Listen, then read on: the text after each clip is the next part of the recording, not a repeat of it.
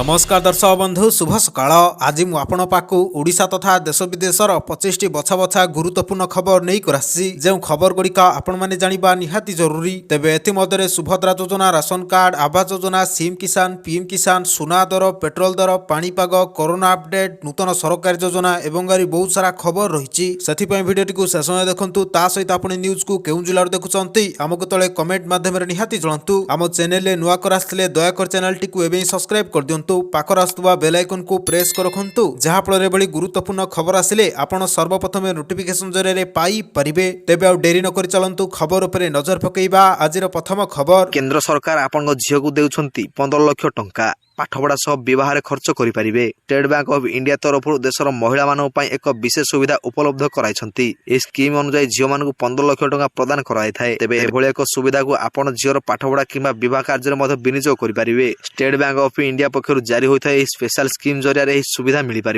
एने state bank of India पक्षर एक सूचना जारी कराई। एसबीआई कही जे बैंक सुकन्या समृद्धि योजना अधीन झील मान 15 लाख टंका पर्यंत दि जाउछि। तेबे एही टंका जणे व्यक्ति जेकोसी उपाय खर्च करें। झीर पाठपढ़ा हो कि विवाह कार्य यहाँ लगे पारे। तो दर्शक बंधु चलतु नजर पकेबा परवर्ती खबर उपरे। 25 वर्षर रेकर्ड भांगी पारे कांग्रेस। राजस्थान में 500 टंकार गैस सिलिंडर। राजस्थान विधानसभा निर्वाचन को मात्र अल्प किछि मास बाकी थिया बेले राजस्थान में गेहलोत सरकार सोमवार दिन 15 लाख परिवार 500 टंकार गैस सिलिंडर सुविधा आरंभ कर 60 कोटी टंकार सब्सिडी देइछंती। विशेषज्ञ माने विश्वास करुछन जे राजस्थान में कांग्रेस 500 टंकार गैस सिलिंडर देवा सह आरंभ करथिया अन्य कल्याणकारी योजना पई यह एक गेम चेंज होई पारे। कांग्रेस राजस्थान में 25 वर्षर रेकर्ड भांगी पारे।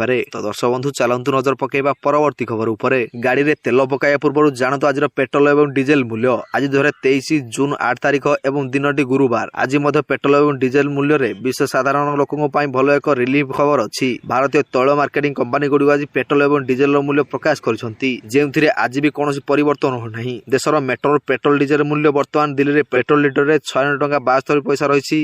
डीजेल दर 99 टंका 62 पैसा रही। मुंबई में पेट्रोल लिटर पिछा 106 टंका 31 पैसा एवं डीजेल लिटर पिछा 94 टंका 27 पैसा रही। तो दर्शक बंधु चलतु नजर पकेबा परवर्ती खबर उपरे। बढ़िला सुना दर 10 ग्राम को एवं एतिक टंका रही। सुना दर एवं वृद्धि पाई।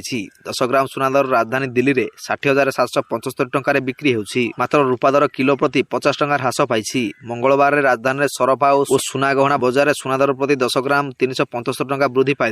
एचडीएफसी सिक्यूरिटी अनुसार अंतर्राज्य बजार सुना दर वृद्धि पाउथिबारु देश में सुना दर वृद्धि पाई। पूर्व सुना दर 60,400 टंका रही। अंतर्राज्य बजार सुना दर प्रति आउंस 1956 अमेरिकन डॉलर रही। रूपा दर आउंस परी 23.43 अमेरिकन डॉलर रही। तो दर्शक बंधु चलतु नजर पकेबा परवर्ती खबर उपरे। बढ़ी बढ़ी चली हरड़ डाली दर। वर्धित दर को नहीं ग्राहक असंतुष्ट। बढ़ी बढ़ी चली हरड़ डाली दर। खोला बजार किलो पिछा 140 टंका पहुंची सारा। मात्र 6 मास भितर 40 टंका दर बढ़ी सारा। बारंबार डाली दर बढ़िया घटना एवं खाउटी चिंतार कारण पलटि। डाली